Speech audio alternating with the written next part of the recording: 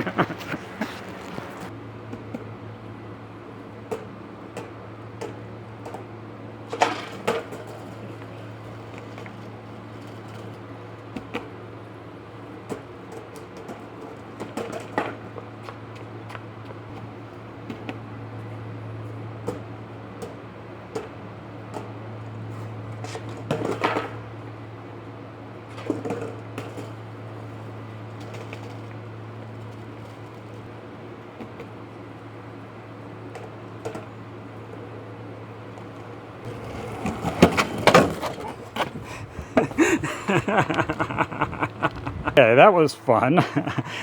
I guess I'm not goofy foot or regular foot. I'm just kind of in between foot because I seem to be able to do it both ways, and I guess I'll just keep going that way. The big thing I've been working on is getting some momentum, leaning forward into the curves, and then basically keeping my body centered on the board itself. But see you next time.